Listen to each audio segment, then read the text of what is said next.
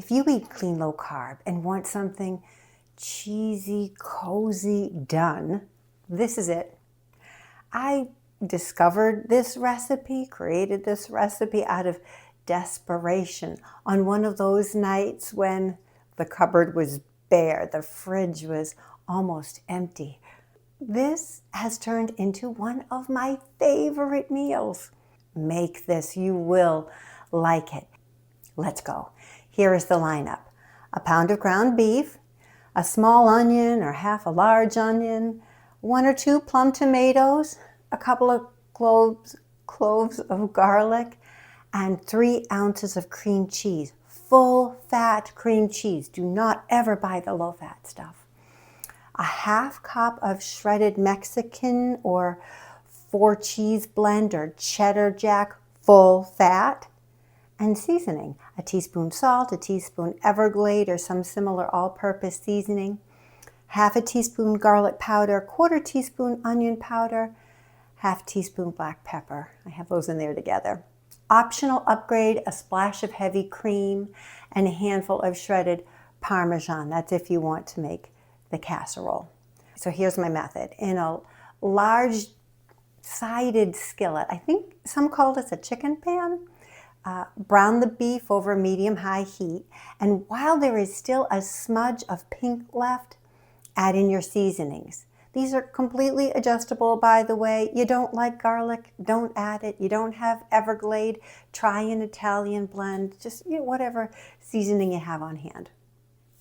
Okay, now add in your chopped onion and tomato.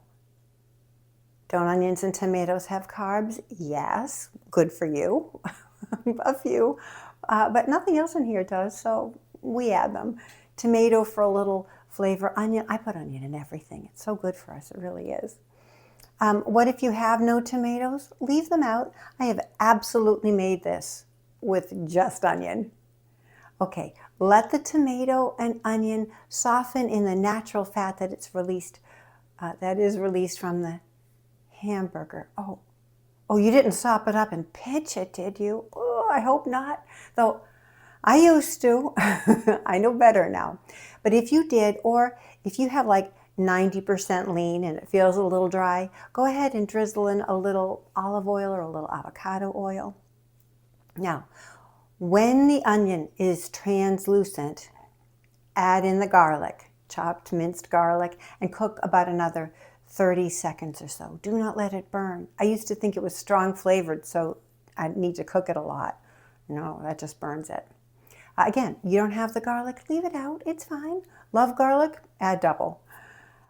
When the garlic is fragrant, reduce the heat slightly and add in the cream cheese.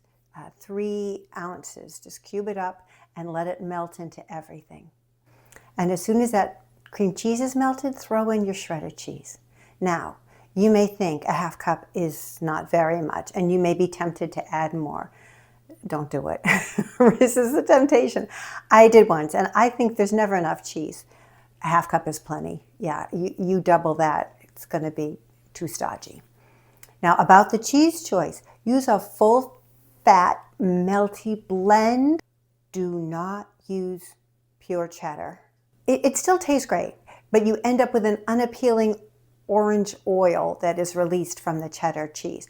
If it's all you have, go ahead and use it. It still tastes great. It doesn't look as pretty, that's all. And now you're done.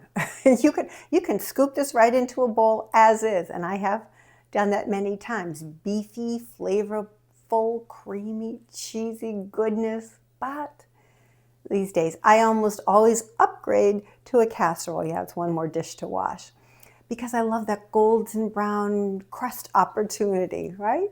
So just plop it into a casserole dish and sprinkle the top with Parmesan.